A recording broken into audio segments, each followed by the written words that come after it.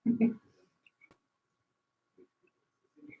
بالله من الشيطان الرجيم بسم الله الرحمن الرحيم الحمد لله رب العالمين الصلاة والسلام على رسولنا محمد وعلى آله وأصحابه وأتباعه وسلم.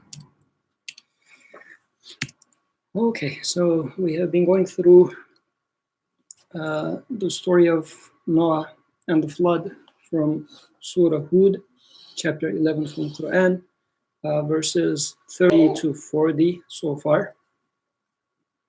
And last week we talked about making of the ship and getting on the ship. So this was the content for last week.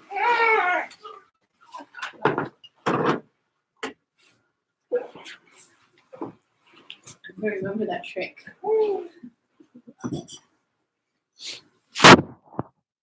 A very brief summary about last week's discussion.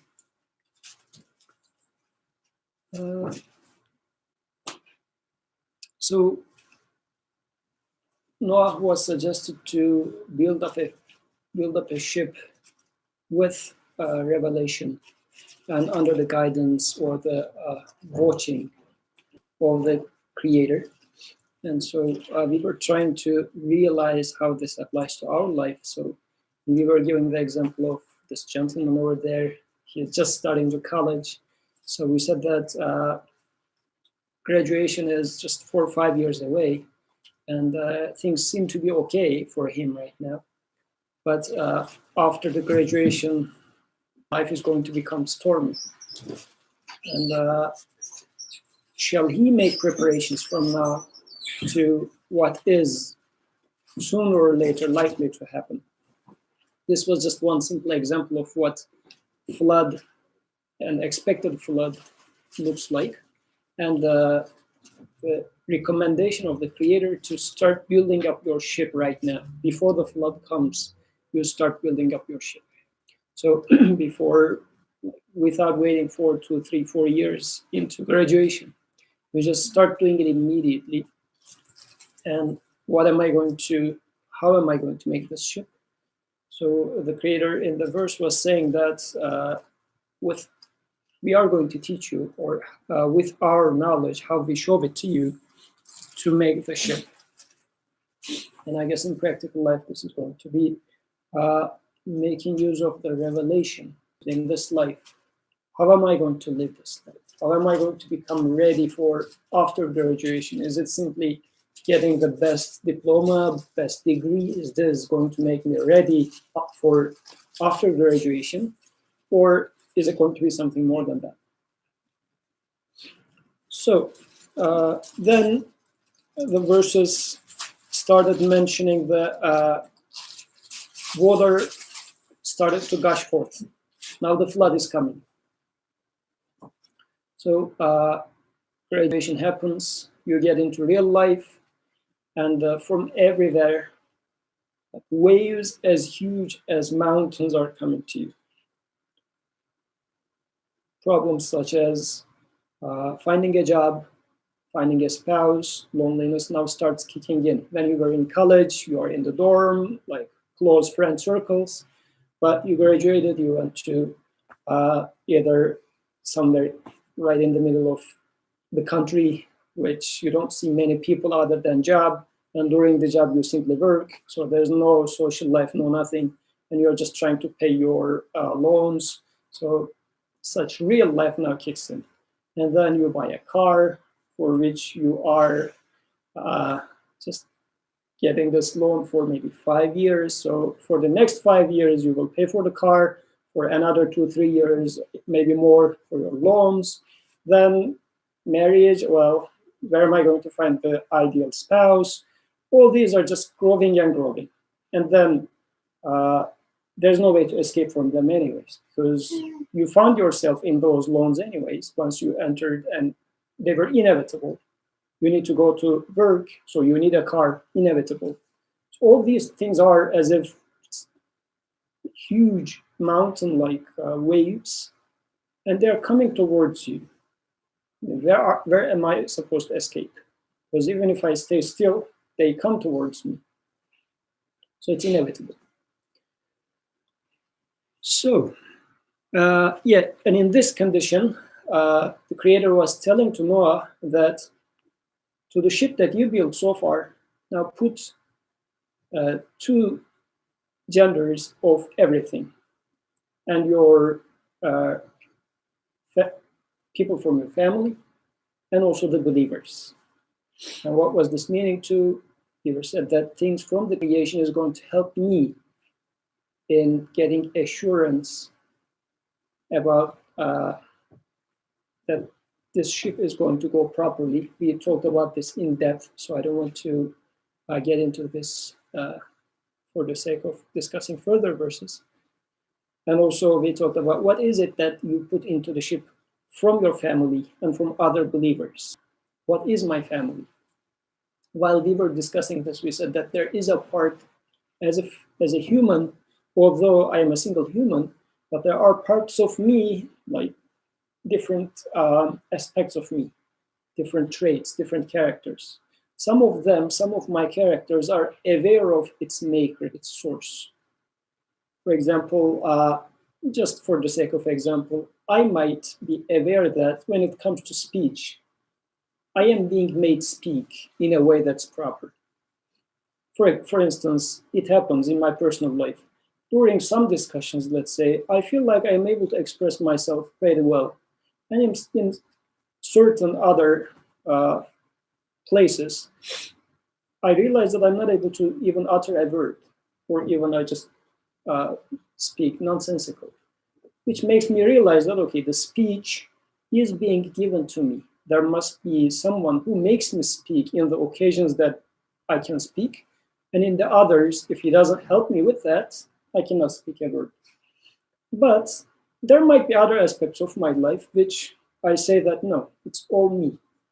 Uh, I am a strong guy, I am a smart guy, and I fulfill whatever I need by myself. So this aspect of me, for example, is not aware of its maker. It just thinks as if I am God by myself. The other aspects are aware of it, their maker, their creator, their source.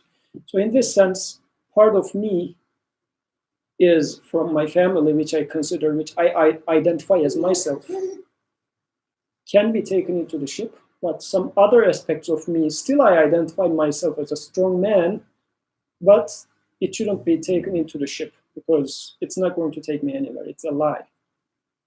Likewise, there are some aspects in me which I do not consider as that close to myself, but they are among believers. They should also be taken into the ship.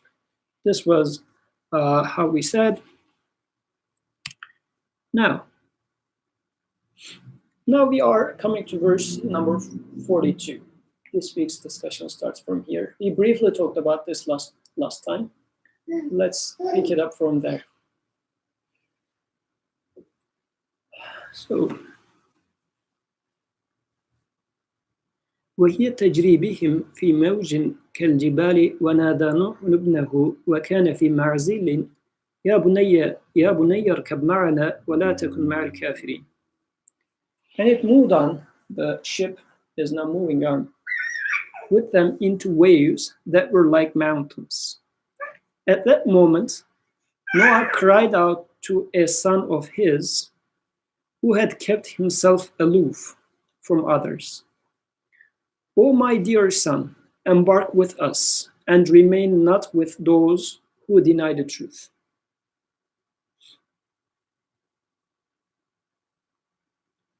I will keep reading a few verses, then we will talk about them. Verse number 43. قال سآوي إلى جبل يعصمني من الماء قال لا عاصم اليوم من أمر الله إلا من رحم وحال بينهما الموج فكان من المغرقين.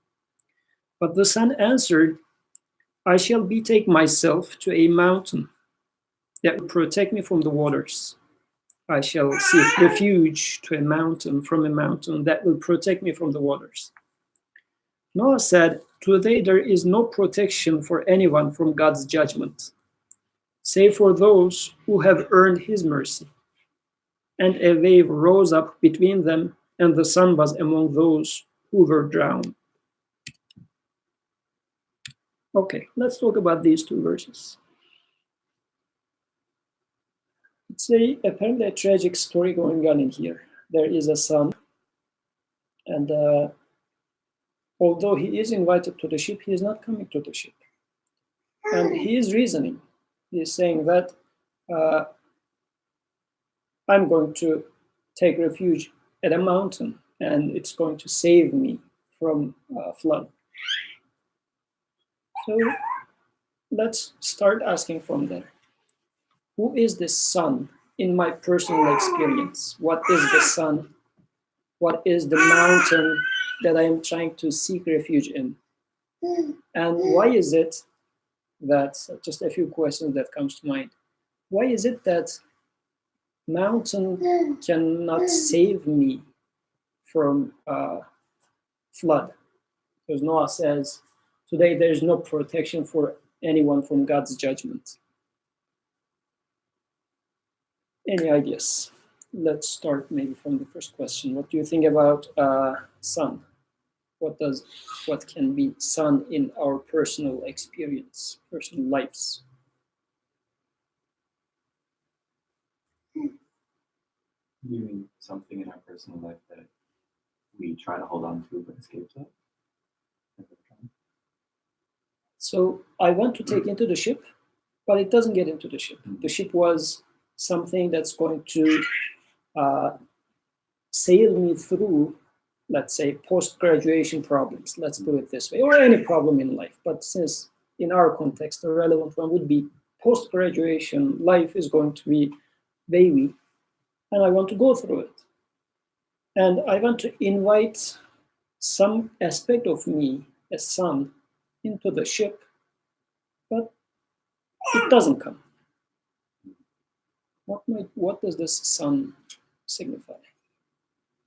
I think about maybe things in high school or things in to make it more general than just college. But I think in a certain part of life, you develop habits or you develop a way of thinking that gets you through that period. And then you try to use that to guess how to get through the next thing. So something new comes and you think, oh, I'll just do the same thing I did before. And so you try to bring that skill or that whatever forward. And then you find out that it doesn't actually work anymore. So I found that with college a lot, the way I used to live in high school, the way I did my homework or the way I, tried to use my free time. I thought it was perfect, right? And then I came to college and it totally did not work at all. And so I had to find a new thing. So it relates to Noah, because I guess at the end of the day, the son just wasn't the right person for this next thing. And he had to just accept that. Very good, actually. So let's work on this a little bit more. So since in this case, the ship is something that is made up of revelation. Revelation meaning that whatever I put into this ship, I'm aware that it reminds me of the true source, the maker, the creator. So in practical life, what does that mean? So during college life, I am trying to build up a ship which is going to give me assurance that after graduation, I'm going to be okay. I don't need to worry. Because otherwise, flood is going to just make me drown as well. But if I am on a ship, I am secure. So what gives me security? Let's first start from there. What can give me security when it comes to finding a job? What would you, because sooner or later you're going to have some problem of either finding a job or finding a spouse or something. So what can give me security when it comes to this problem?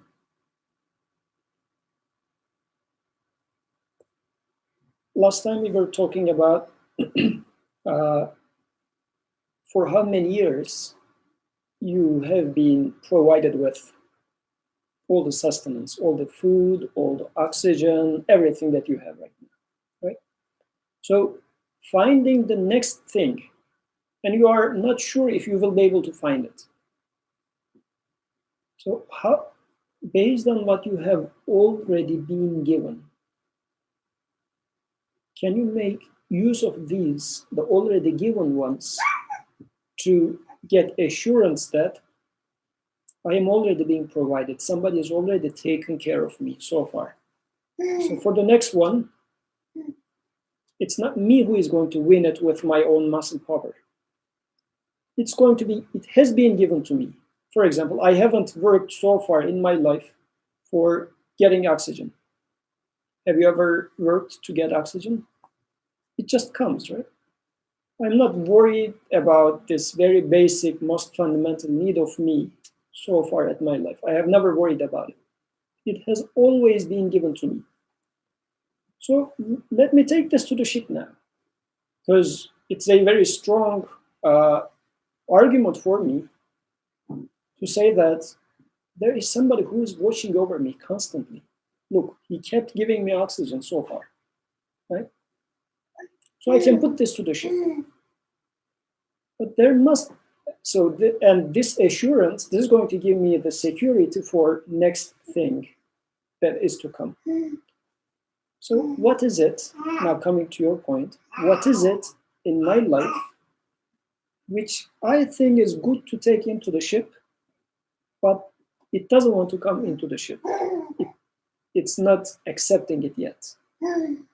Now let's combine it with your point. So something in your high school life or previous life, which you think is can give you some sort of security, but it is seeking for a security on its own account. It says that I'm not going to get onto the ship, because getting onto the ship means it is going to be given by the creator of everything. Instead, what does this son rely on? On a mountain. He says, I don't want to rely on the ship. I want to rely on the mountain. So let's say in your high school life, you said that, okay, I can rely on if I work this many hours. So if something tougher comes, I know how it works. I can do it with my own power. So there's this mountain which is going to save me. So I don't want to get onto the ship, because getting under the ship means, no, actually the success is being given by the one that gives me the oxygen. So if I cannot create oxygen, I cannot create success either. But since this aspect of me is so arrogant and says that, no, it's all about working 8 hours. 8 hours, you are guaranteed to be saved. Does it make sense? Anything that you would like to add, subtract, or make it more relevant? Maybe my examples were not that good. What do you think?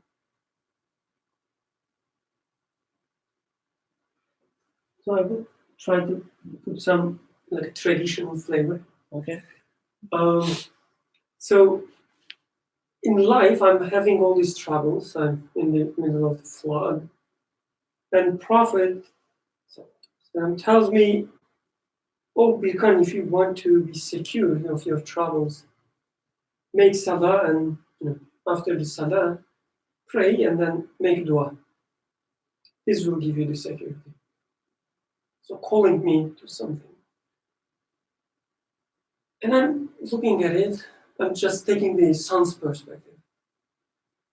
I'm looking at the suggestion, I say, okay, this is good, but on the other side, Google is calling me, like offering me a job. So there's a mountain, and there's a sheep made of, as far as I remember in previous verses, we said that Noah made it out of wooden nails. So made of, basic things, let's say.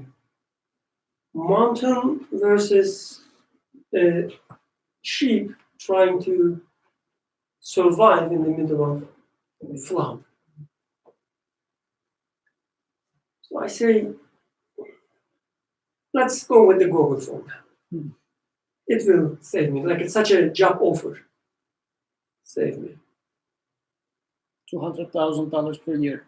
whatever they offer, I have no idea.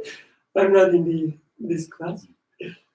So whatever they offer, I say, yeah, this makes more sense. So I can, from time to time make dua. There's nothing wrong with that. But to have a security in this life, I need a real job, and I need, money. I need this kind of security. This will save me. And then next thing happens because I don't realize that in the middle of the flood, when there's a water, you need something that floats on the water. You need a ship. It may seem weak from one perspective, but it is what is made for. What it is made for. What? So, like, this is how I see the dialogue. So we have this tendency to rely on something as solid as a mountain. It might be our yearly salary, our bank account, our insurance company. His father, like a man, like a mountain, like our parents said, okay, no matter what, they will always back me up. So these sort of mountains that I have a tendency to say that, okay, I can seek refuge in there. There's one thing interesting in the verse 43. I shall seek refuge to a mountain that will protect me from the waters. So the son is thinking that what is attacking him is water. But Noah's response is, today there is no protection for anyone from God's judgment. He doesn't take it as water is attacking you. He is seeing the whole scene as God is acting now. What you see as water, as an enemy, is, again, a creation of Creator. It's not something else. Because in my perception, I am thinking that if I lose job or if some health problem occurs, this is something that as it comes out of the blue and it is attacking me, it is threatening me. Water attacking me, and I need to find a refuge from the water. And mountain seems to be solid. So if it's a problem of health, then if I find the best health insurance company, then I am secure. This is being our mindset, like Noah's son. Water is attacking me. And in our life, microbes are attacking me, sicknesses are attacking me, as if they're all individual, merciless enemies out there. But Noah is saying that there's nobody who's going to save you from God's judgment. He doesn't see a microbe as an enemy. He says that this is God's, if you like, worker, like some official, some worker of the Creator. The Creator is in charge of water in this case. It's not somebody else. Don't see it as others trying to take over whatever. This is the mindset of Noah. He sees everything, finding the right spouse or not finding the right spouse. It's all coming from the same source. She wants to make a comment. So this difference is what makes Noah able to, a few verses back, he was able to say that, okay, here, at the end of verse 41, he was able to say that, وقال اركبوا فيها بسم الله مجراها ومرساها إن ربي لغفور رحيم. So they are in the middle of flood. When he gets on the ship, he says, in the name of God shall this ship sail and shall this ship arrive to its destination. And at the end of the verse, he concludes saying that indeed My Creator is most forgiving and most merciful.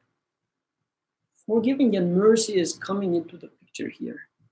But they're in the middle of a flood, as if the Creator is just slapping them, torturing them. This wouldn't be the thing that you would observe in such a scene. Like in such a harsh scene, like a stormy weather. What comes to your mind first? Creator being most merciful and forgiving? This is how Noah is seeing it. In the middle of this stormy, wavy environment, this what reminds him of what's going on. And the same mentality says that it's not water that's attacking us. It is the act of the Creator. The same one who is sailing the ship is creating the flood. The wave that comes is coming from the same source who is floating the ship as well. Last week we were talking about how does ship float over the water? This was the question. Is it buoyancy of water that keeps ship over the water, or is it the Creator of the water who also carries the ship over the water? If I see them separately, then water becomes an enemy to me. But if I see it as the Creator of the ship is the same with the Creator of the water, is the same with the Creator of the flood and everything, then I will be able to say, as Noah is saying in here, showing the sun his false point. He's saying that you are seeing water separate as an enemy.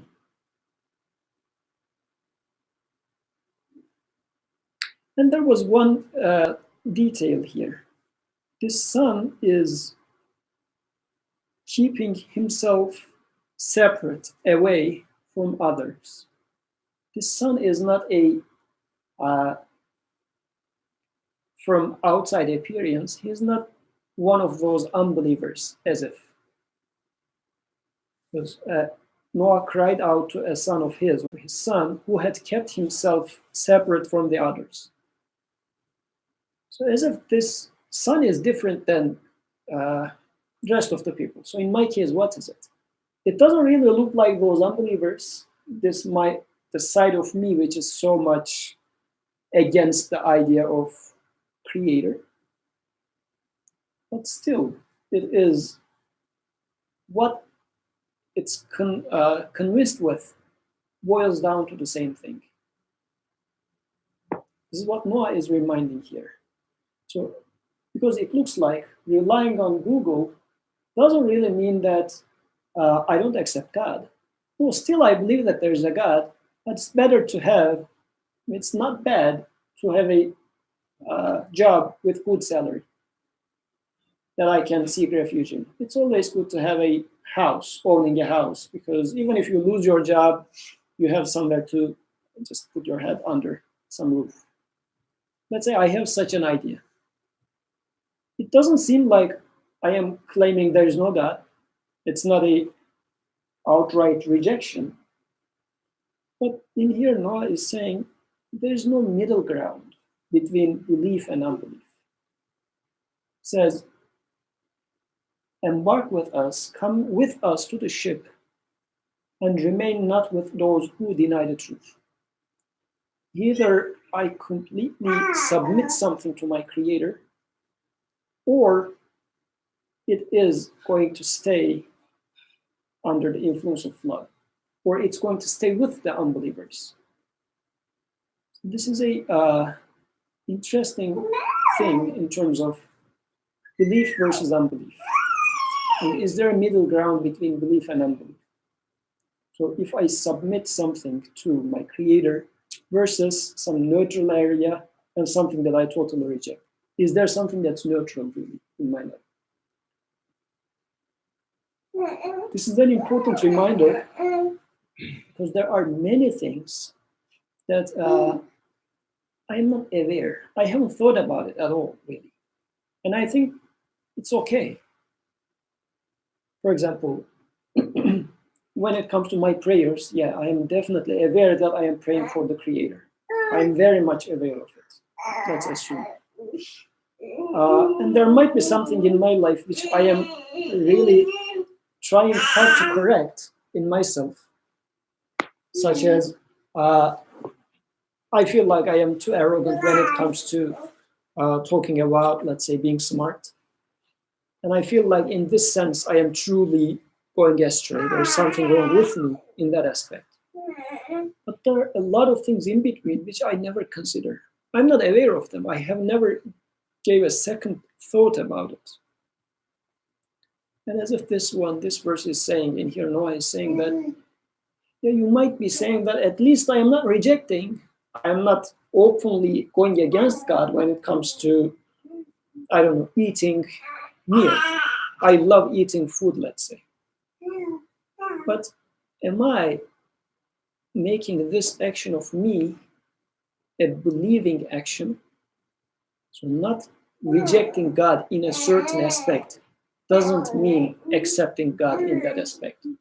To translate it into a more quote unquote neutral language, rejecting source of existence of something is one thing, but not submitting to true source of existence of a quality doesn't mean that I accept God. My ability to talk, I might not be saying that, okay, this is totally by me, there's no God, it's all my qualities. But this doesn't mean that when it comes to my ability to talk, I am saying that this is from Creator. So belief means I am aware that my ability to talk is being given by my Creator to me at every single moment. So this is different. This is a separate thing. So if I am at that level of consciousness, then I can take it to the ship.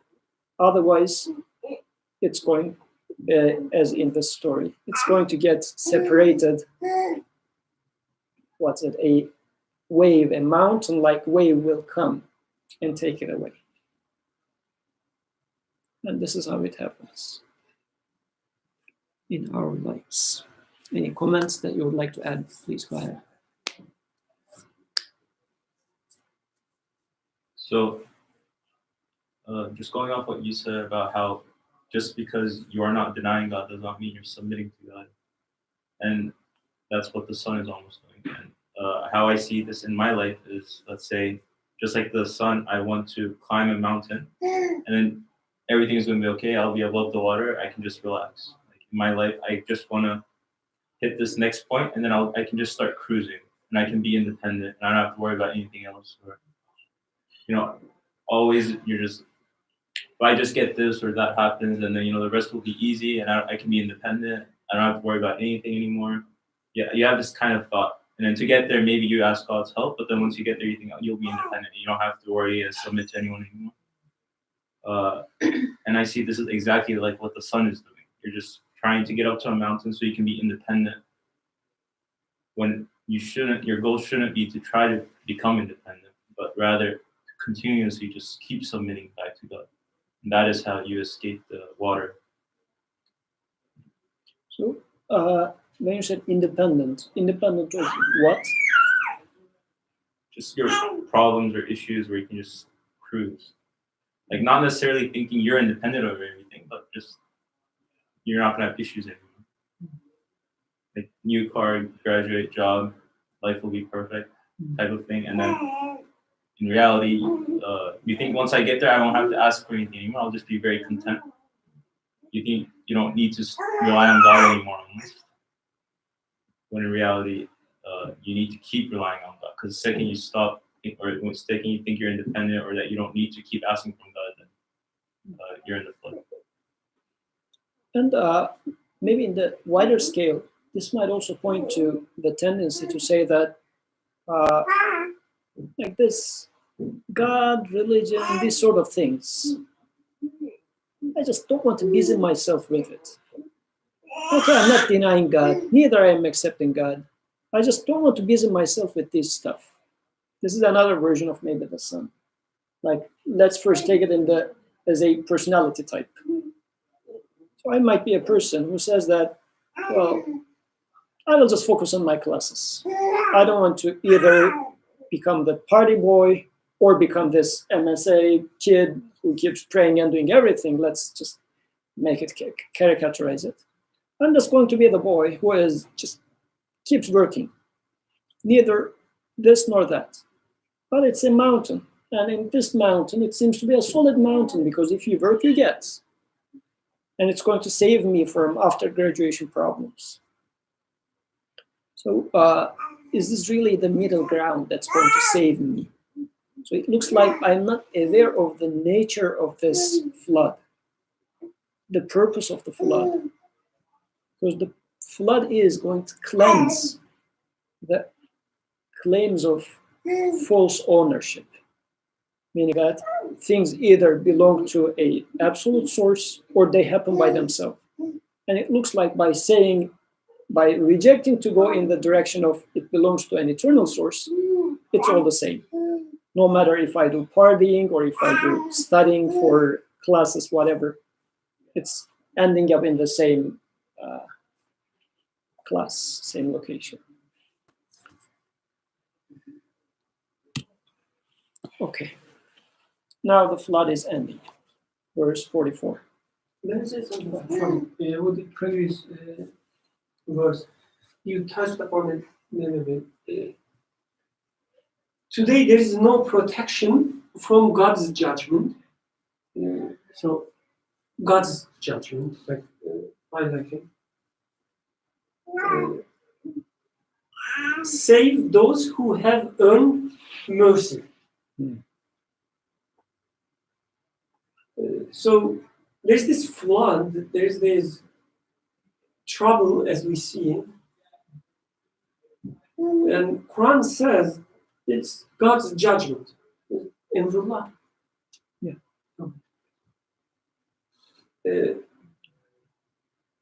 Like the word "emir" it's interesting. Like in many places in Quran is used, and it gives the connotation of like whatever is happening when there's an action. It's the action of God. It's not happening by itself. So this flood in my life is also taking place with His emir, in His judgment, under His supervision, with His will, with His wisdom, under His wisdom. It's not that flood is out of control. Exactly. God is just going to save me from it. Yes.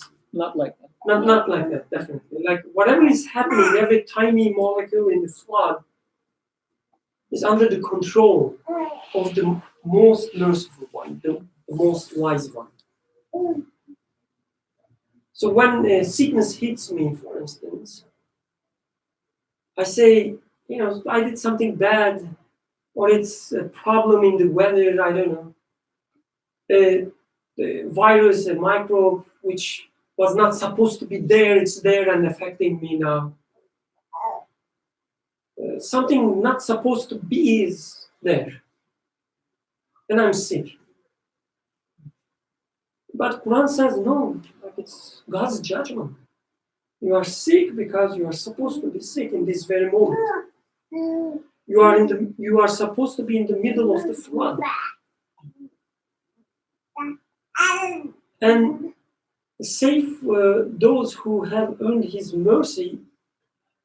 I guess we can take it in different ways. Like one way is obviously, if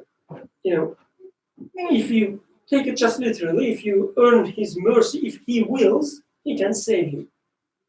There's one way of seeing it.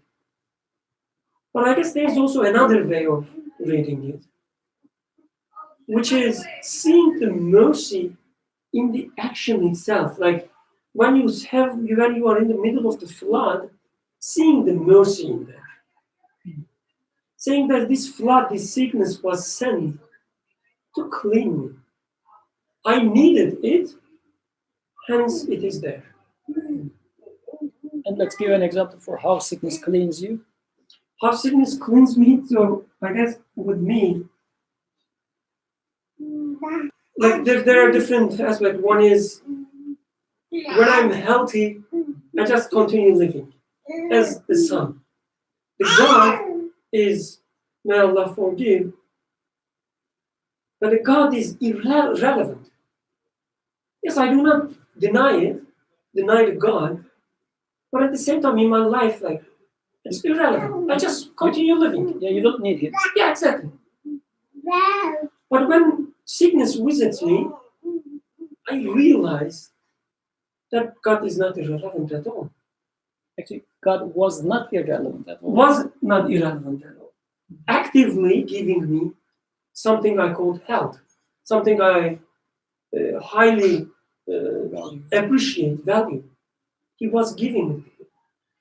So he's cleaning with this sickness my false understanding, my false claims about my health. It's cleaning me. And at the same time, when I'm sick, my mindset, I really enjoy it. Like I'm so ready to submit.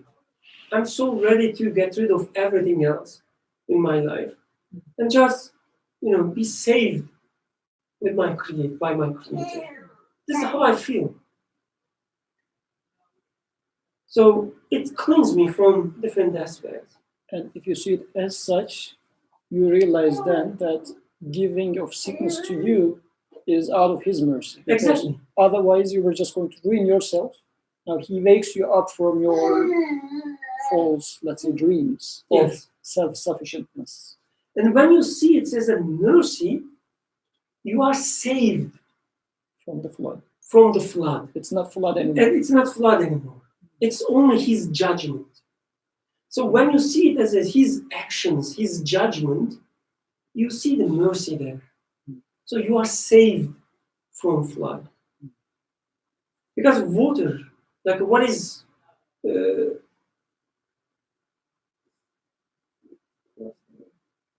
what remains there, it's just water which cleans. The water which gives life. I mean, of course, water is giving life, but more from my perspective. So this is what remains there. The cleaning substance, the life-giving substance. Not a trouble. So I guess, sorry. No, please go ahead. I'm done. I usually repeat myself after I say something. Yeah, go ahead. So you reminded me of a quote that I've heard that summarizes something you said about the sickness and health. That health is a crown that only sick people can see. So then I think it's part of the way that it can wake you up is that, the day or 2 days after you start feeling good again, you're enjoying your body so much. Like, wow, I can breathe and it smells good and all these things. So I think your daily life, you remember, if you continue with the quote, you have a crown that you didn't see before, and Allah reminded you of it. And so in this here, son was taking refuge in a cold stone-like mountain, but Noah says, no, seek refuge in the merciful one. And where are you going to see merciful? You're going to see the merciful one in the flood itself, in the sickness itself, in the trouble that you're going through itself. The trouble is my cure, because I feel like trouble is something that's there to kill me. But in here, Noah's perspective is, trouble is my cure, actually. Sickness is my cure. Sickness itself is my cure. Because I thought that I was a very strong man. Now the Creator took away my strength altogether. And this is what was going to cure me, really. Because my sickness was my perception of a strong man. And now it went away. It was my cure.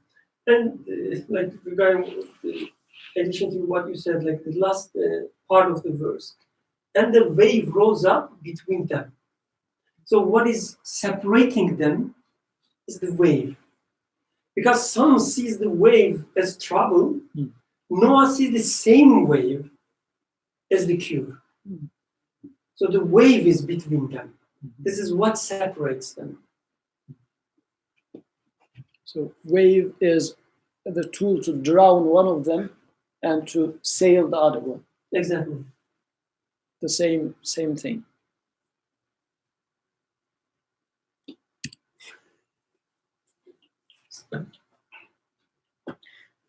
Good. So verse 44. وقيل يا أرض ابلعي ماءك ويا سماء أقلعي وغدا الماء وقضي الأمر واستوت على الجودي قيل بعدا للقوم الظالمين. And the word was spoken. O earth, swallow up your waters. O sky, seize your rain. And the waters sank into the earth, and the will of God was done. And the ark came to rest on Mount Judy. And the word was spoken. Away with these evil-doing folk.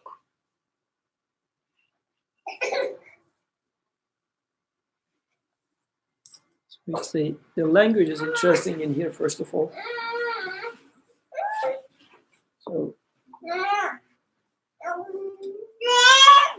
to the sky, to the earth and to the sky is a command, saying that take your water to the earth, swallow it, and to the sky, stop raining, and then everything gets settled as if immediately, this verse is saying, and everything is acting and working under a command, because this is as if a commander is giving command to the army.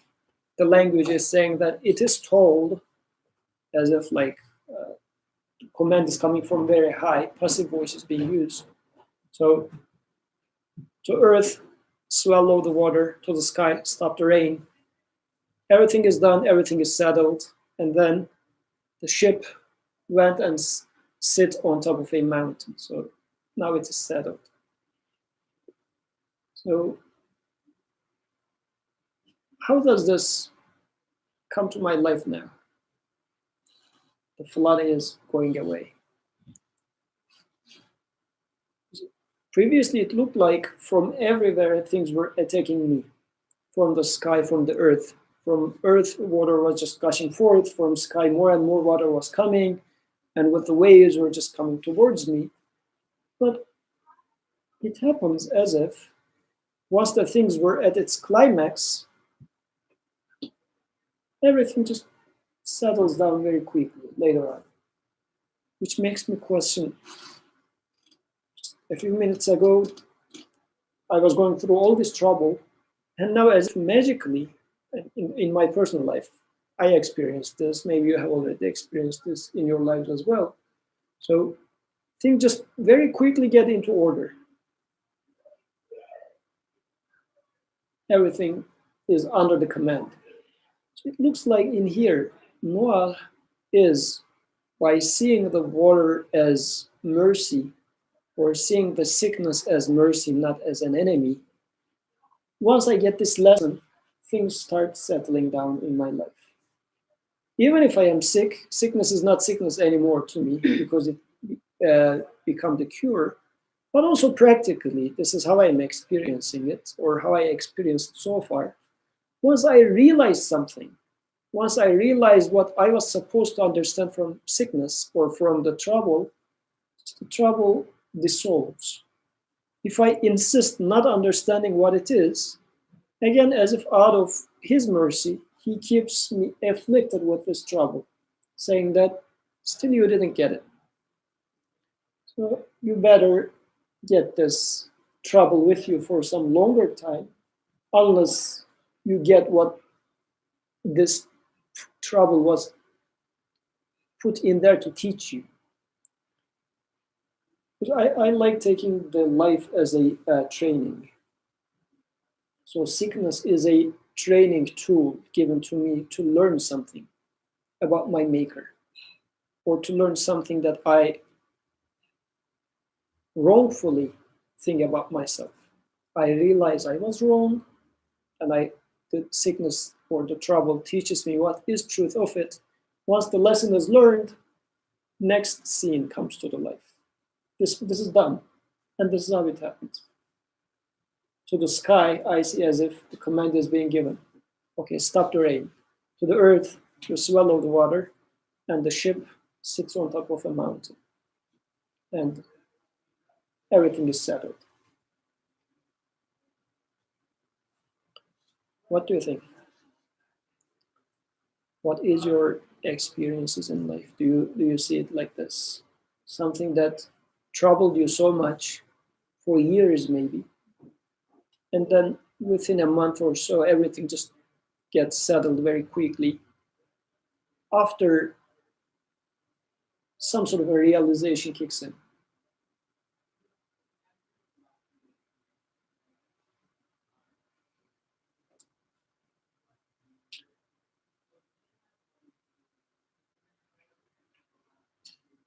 Because if again, I take it as a, for example, if you are a teacher, you are trying to teach students something, and you start asking the question. Students, maybe for 20, 30 minutes during the class, they tried solving it very hard, but they are struggling with it. But and you put the question to the projector. It's over there, students are trying to solve it. Once they solve the question, what do? Just say, okay, now next question. Because you are already done with this. There's no point of this staying there anymore. In my life, a trouble is put in there because I was supposed to learn something, as if the creator is projecting a question to the board, which board is me right now. So he's projecting a trouble on me, saying that, okay, solve this. You're supposed to find answers in this trouble. Once I get the message out of this trouble, then what's happening is, okay, sky, you stop the rain. Earth, you swallow the water, meaning that let's pass to the next slide. We are done with this. Student got the point. He understood what he was supposed to understand. So let's move on. But I might be another type of a student which says, oh, this professor is just conspiring against me, against the classroom. His purpose is not to teach, he's just torturing us. And then I just become angry and angry, more and more angry with the question. Instead of trying to solve it, I just keep cursing to the teacher. Either the teacher will say, okay, before you solve this, there's no point of asking you another question. You need to learn this because something else is going to come on top of it. This is sometimes what happens in life. Or sometimes how else it happens is, it looks like I'm not understanding from this. The other says, okay, I'm taking it away from you. Still, a good life starts happening to me, but as if my learning takes a different course now. Because I lost. I mean, being saved from this trouble is not a gain for me. It's a loss for me. Because there are people who are fighting against cancer. Cancer was given for understanding something like sickness. But they're fighting against cancer. This might be me too, but just since I heard of such an example a few weeks before. So this person is fighting against cancer, like Noah's son. He was fighting against water. So, and it happens that he or she is saved from this cancer. So although the person didn't get the message saying that, okay, health was being given to me, cancer was also given to me, it's an act of mercy, it happens that the person doesn't get this message. But still, sickness is taken away from this person. And the understanding might end up being, I defeated cancer. I am stronger than cancer. I am greater than cancer. So is this health good or bad for such a circumstance? So I guess I need to question myself. If I get an answer without solving the trouble, if I get out of trouble, shall I be happy or sad with it? Okay. Anything that you would like to add? with this verse 44. There's one thing, like when everything is done, the ark came to rest on mount. So the son was taking refuge from a mountain, and he was drowned. But this ark as well, resting on a mountain at the end. So as if the verse is telling us that, I mean, if I take these mountains as metaphors for what's in my life, like my work, my job, my wife, I don't know, my boss, my children that I rely on mistakenly. So if I rely on them, and if I take refuge with them, then I get drowned. But if I see them as the action of the Creator, if I see them as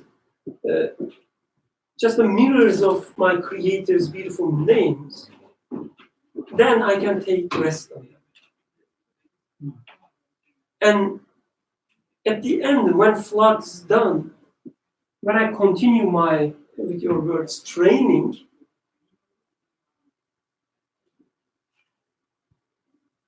they will give me a foundation for my training. So what I'm trying to say, nothing is wrong with your work, with your family, with your boss, with your friends. Nothing wrong with them, as long as you do not rely on them, you do not take refuge with them, you do not see them as saviors. Because at the end, this is what you are going to go back. You have to, like, you will continue your life with your family, with your work, with your friends. You will rest on the mountain, but do not see it as the savior. So once the journey ends, you already reached the awareness, consciousness that it's not mountain that saves you. It is the creator of mountain, water, sheep, and everything that saves you. So with this consciousness, go and benefit from mountain. With this consciousness, go and benefit from your health after the sickness.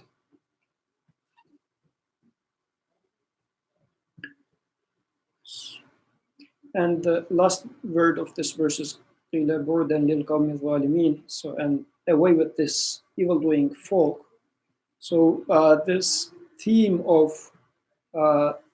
wronging self is a general theme that repeats in Quran. And in here again, so these my aspects, which were wrongly claiming, for example, I'm a strong man, is done away with. At the end of this flood, they are cleansed away. Because by saying that I am strong, I am smart, all these false claims of me get drowned in the flood. Before sickness, I was thinking that I am so strong, but when I am sick in the bed, I realized that all those were just nonsensical claims. I was wronging myself, I was fooling myself, and they all just as if washed away, drowned in the flood. And after the flood, after the sickness finishes, the health comes back, the word and lil so away with, they are done, they are gone away, all those false claims.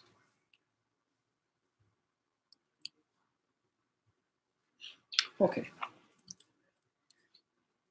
So, as we are coming to the end of it, and we have 20-something minutes. So I promised to finish it at 8:30, so we have 21 minutes. So then there's this interesting conversation. Noah says, وَنَادَى نُوحٌ رَبَّهُ فَقَالَ رَبِّ إِنِّ ابْنِ مِنْ أَهْلِي وإن وعدك الحق وأنت أحكم الحاكمين. And Noah called out to his sustainer and said, O my sustainer, verily my son was of my family, and verily your promise always comes true, and you are the most just of all judges.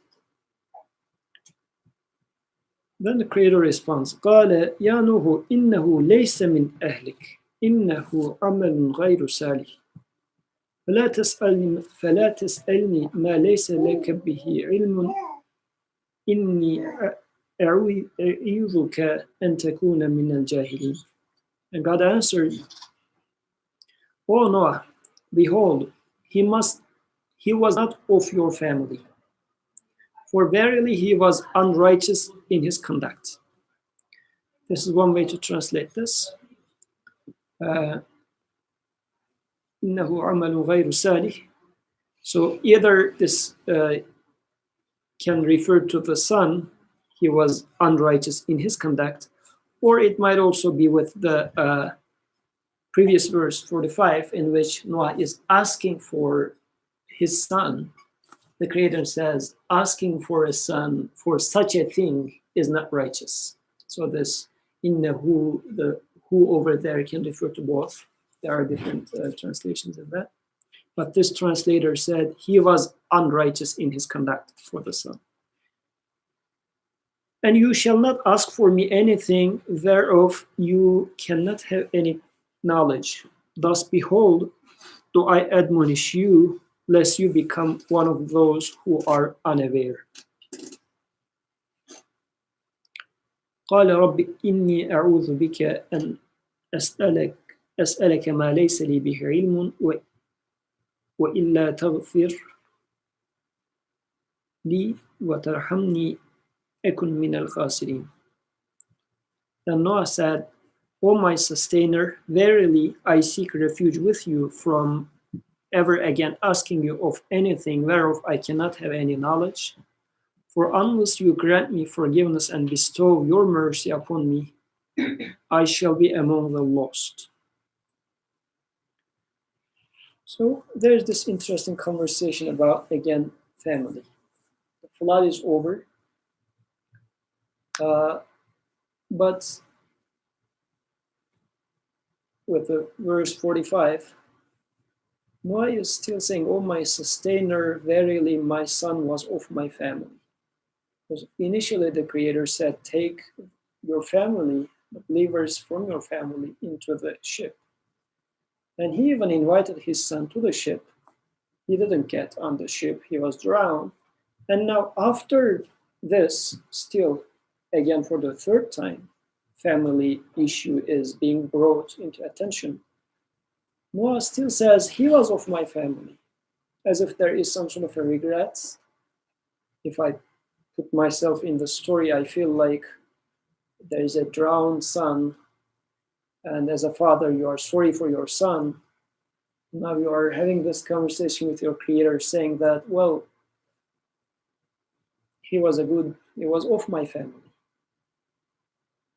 And verily your promise always comes true, and you are the most judge of all judges, most just of all judges. So let's take it to our personal life. What is it that, let's say, after the sickness,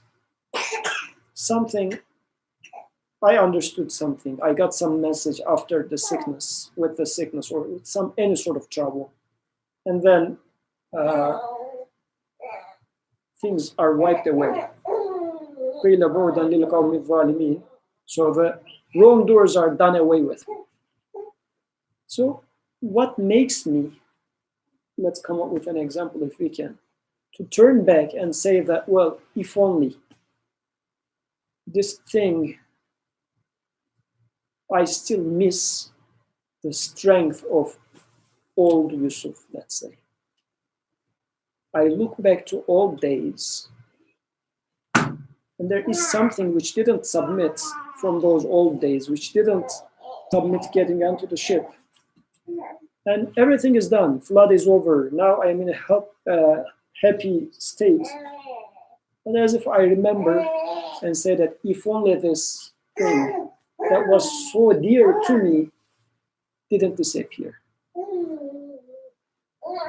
Is it the same thing that so once the flood went away and he came to some type of understanding, is it the same thing that he understood that he's now looking back as if, it was nice? Or are you saying it's something probably different? This is as if how I'm feeling about it. Yeah. Like it's the same thing, but looking up. Yeah. Like, Yeah, go ahead. I would say one example, it could be anything, but let's say intelligence or scoring high on exams. But then a flood comes when you realize that intelligence is not from you and then you can't score high. But then later on you look back and say, if only, maybe, something like that. Yeah, it happens that, so a very simple, very simplistic example that comes to my mind with this is, let's say you used to live a very fast life in your youth. Fast life meaning you are the party boy. Then a sickness comes, some sort of trouble comes and cleanse you away. But there is something from those old days. Maybe, I don't know, there is something that you were very proud of, you were very famous with. Maybe you play guitar very well. Just not to say that playing guitar is something bad, but just comes to my mind. And I was thinking that playing guitar is my signature, my son, as if something so dear to me. But I never attributed good playing of guitar to my creator. Then some trouble come and it cleansed away all my fast youth life, including the guitar, because I couldn't put the guitar into the ship. It didn't submit for whatever reason. Maybe I was very boastful of being the coolest guitar player in the classroom. So it didn't submit to the creator, saying that this ability to play this music, making the music, belongs to an eternal source. It didn't click, just for the sake of argument. I would love to bring a better example, but for whatever reason this came. If you have better examples after this, please go ahead. So, and then after everything is settled, now I am having a more mature life, aware of my creator, whatever. But I say, well, if only guitar. And as if the creator in here is now responding back, saying that guitar, although you consider it as your signature, something defining you, it was not you. It was not part of you in the sense that, because as if in here the creator says what defines you is whatever you can confirm the true source with. With guitar, you never confirmed your creator. You never understood your creator by being a guitar player. So it was not serving you. It was just actually making a disservice to you by feeling cool in the classroom environment. And it was not making you get closer to the truth of existence, but it was just fooling you. It was just dragging you away. Why do you think that it was from your family? Why still do you identify yourself as, oh, old Yusuf used to play guitar perfect, so if I get it right now, I can play it again good. I can still become famous, or whatever. So there are things in our lives, in our old lives, like before flood lives, which we consider so dear to ourselves. And after the flood, still there's this somewhere, some regret in there, saying that if only it would be here with me. It was a good kid. It was a good habit that defines me. But as if, although we are talking about now the person who survived the flood, meaning that who understood the message, but still it happens that after everything settles down, still a part of me is not that much convinced yet. And with this verse, the Creator is saying that he was not of your family. do not consider it from your family. It shouldn't have been dear for you in the first place, because it was not submitting. He was unrighteous in his conduct. And or you are not doing right by asking for that habit right now. Still, it looks like everything is not crystal clear. Something is still blurry about your son. And you shall not ask of me anything where you cannot have any knowledge. فلا تسألني ما ليس لك به علم.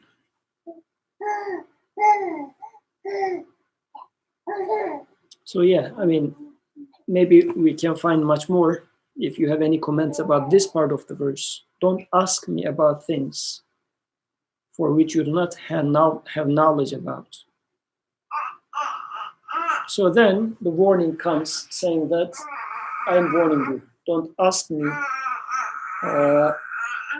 or otherwise you are going to become among the ones that doesn't know really. As if this is saying that, look, you survived or you made it, you solved the problem, you understood the message in the problem, everything is settled, now the ship is on the mountain. But as if this part of you still thinking like the ones that are drowned. You didn't get this part of it, like jahilin, so the ones that doesn't know what's going on, what's right, what's wrong, you're not aware of it, just wake up. And I find myself in these situations. So there is, like, since going with Usama as an example, let's say with the college life, 4 years, everything was pretty much okay, no flood. But then flood starts very fast and very furious. And okay, somehow he lands another 4 years later, he settles down on a mountain. But I tend to forget what was really drowning me in the flood for this 4 years of college life and what was helping me on the ship. And I am sometimes tend to say that, oh, this was among the good ones. Some of the habits that I had during college life. But actually, they were just dragging me down. And this verse is reminding me that, no, be careful. Don't act as if you're just not knowing what had happened so far. What do you think? Anything you would like to add? I have a question about when it says, "Thou shalt not ask me of anything where you don't have knowledge about." Like, does this mean I'm not going to grant you this, or does it mean don't even ask me for it? Like, because when just the idea of not asking God for something, I'm trying to understand how that fits.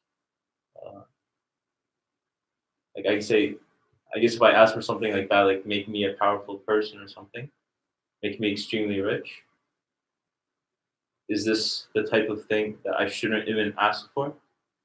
Or is he saying I'm not even going to grant you that? Any ideas?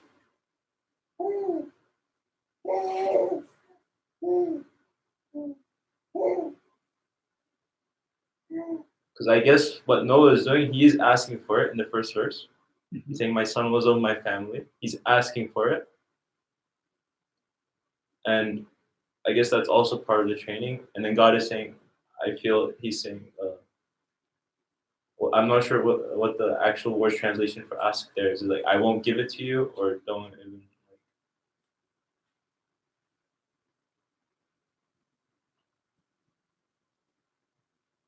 So a similar verse or a similar conversation happens with Abraham and the Creator regarding Abraham's father, asking for something along these lines.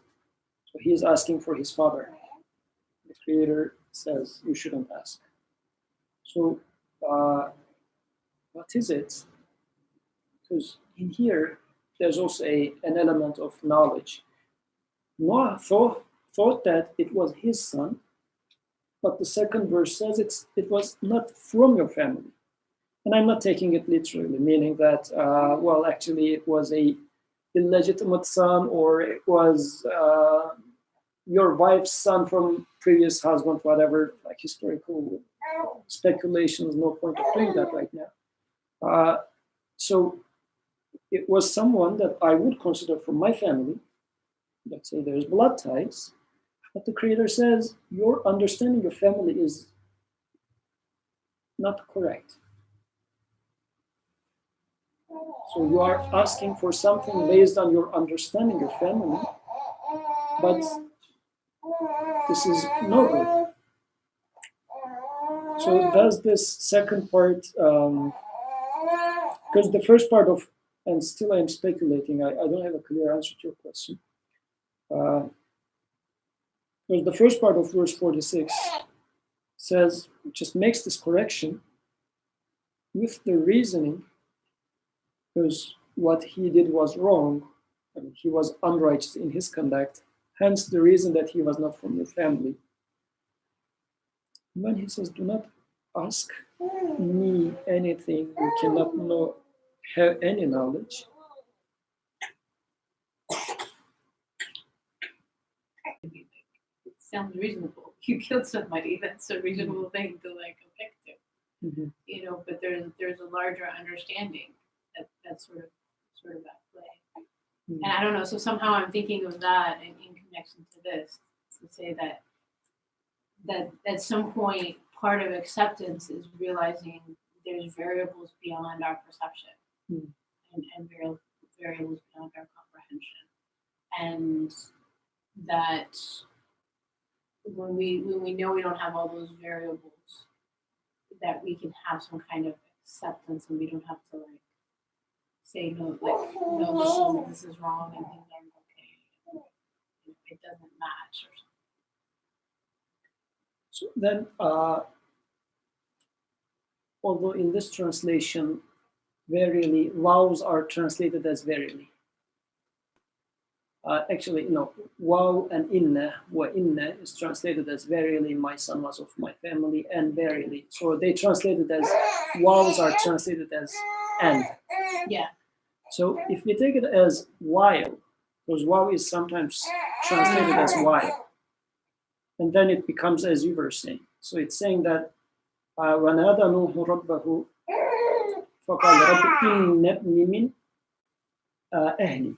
So indeed my son was of my family, while your وَعَدَكَ الْحَقِّ, so your promise is the truth, and while you are the best of the judges, just of the judges, why did he drown? I mean, while you are the most just judge, while you are, your word comes true, my son has drowned though. Like as if there is something still troubling me. After everything is settled, there's something still troubling me. So then instead of and, I guess it can be taken as why, while. And then the Creator responds saying that he was not from your family. The reason that you are coming up with this unsettling part is, because as if there's some sort of a contradiction now. Everything is good. I survived the flood. Good, thanks to God. But my most dear son, or a dear son of mine, is drowned. I lost something in this trouble, in the sickness in my life, which still I cannot make sense of. Why did God take away something as useful as this one from me? Let's say, to apply it in my real life, let's say I was with my speech, I was a teacher teaching religion, let's say. So my speech, to my perception, is my way of spreading the message of my beloved Creator. And at the end of sickness, let's assume for the sake of argument, my voice is taken away from me. With this voice being taken away from me, I realized that everything comes from my Creator, whatever. But still at the end I say that, Well, but my voice, with it, I was remembering you.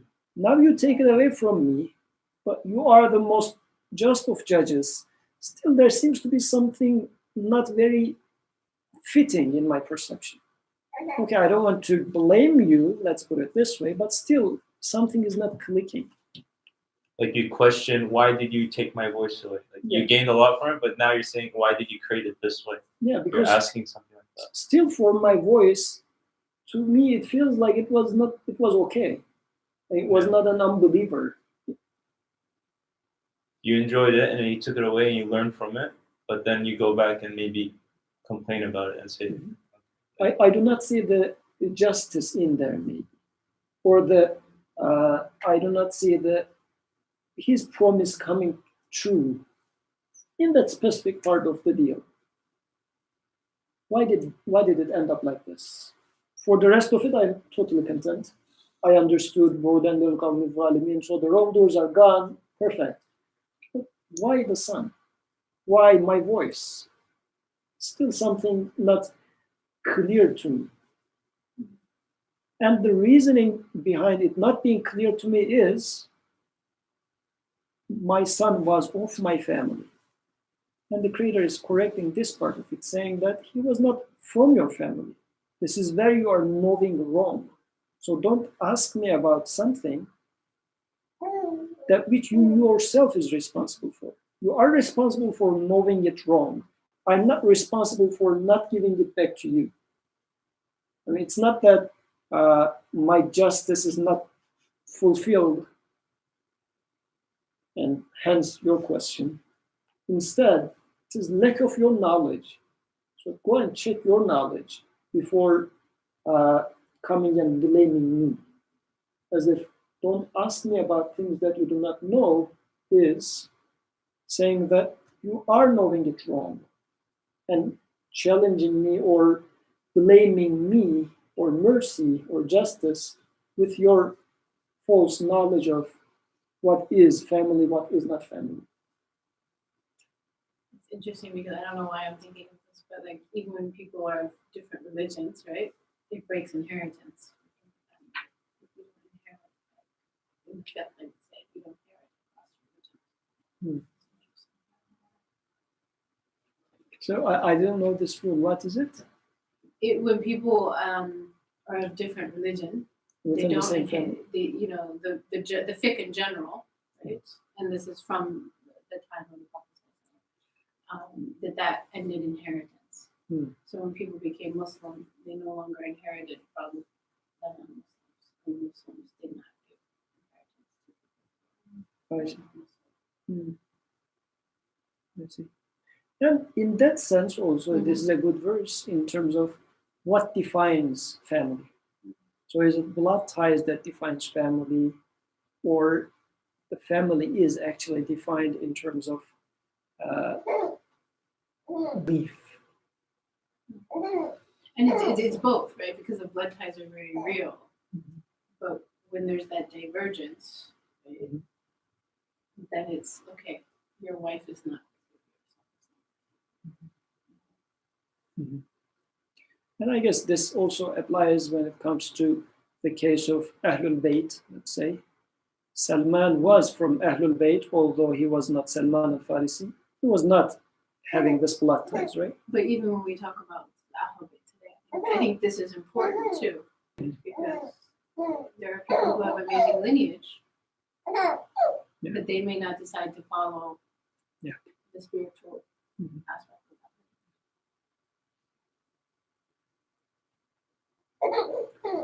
Anything that you would like to add? I'm already 5 minutes late.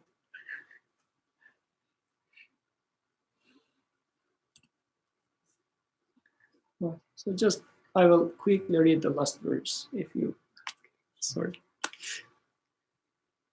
So 48 is concluding the verse, the story. قيل يا نوح اهبط بسلام منا وبركات عليك وعلى أمم ممن معك وأمم سنمتعهم ثم يمسهم منا عذاب أليم. Thereupon the word was spoken, O Noah, disembark in peace from us, and with our blessings upon you, as well as upon the people who are with you, and the righteous ones that will spring from you, and from those who are with you. But as for the unrighteous, we shall allow them to enjoy life for a little while, and then there will befall them grievous suffering from us.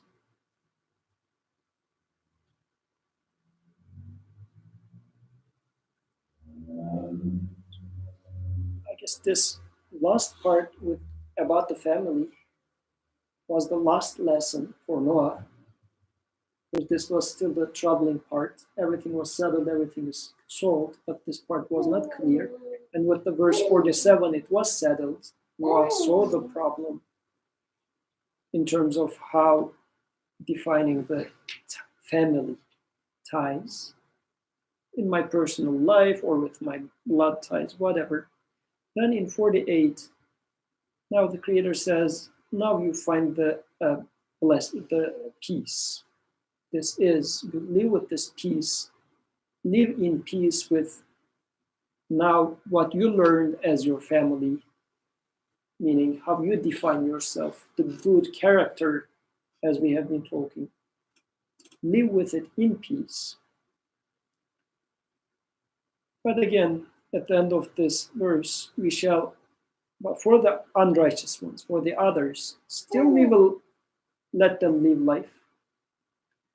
But then will come some other trials, tribulations to train them. And I guess in my personal life, this is how it goes. Sickness comes and cleanses me. I live Creator gives me some time to take a breath. A few years of life is settled, everything goes fine. Another training comes in.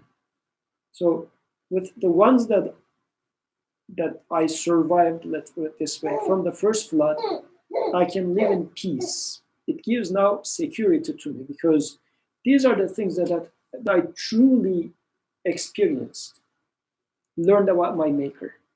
Then, with another wave of flood, a few years down the road, the Creator teaches me something else. So as if this is a cycle. The flood that is being explained in this story is a cycle. In my life, there is a steady state, then comes a wavy part, another steady state, another wavy part, and this is how life is. Within this cycle, I find peace as much as I get on the ship, I sail through the waves, I get cleansed, but then the training goes on. And this is human life in a nutshell from a different perspective. Because in the first 5 weeks, we studied human life from the perspective of story of Adam. Now again, we studied human life from a different perspective through the story of Noah. This story was talking about the wavy troubles that we go through in life and how we can survive those waves, those floods. The previous one was describing who I am, what are the quote-unquote satanic whispers in me versus angelic suggestions in me and how I live with them. So in this sense, alhamdulillah, for the last 10 weeks, Quran had been describing us about human. So let's stop here. Inshallah, next week we will start with another story of ours from Quran, inshallah. سبحانك لا علم لنا إلا ما علمتنا إنك أنت العليم الحكيم وآخر دعواهم أن الحمد لله رب العالمين. الفاتحة.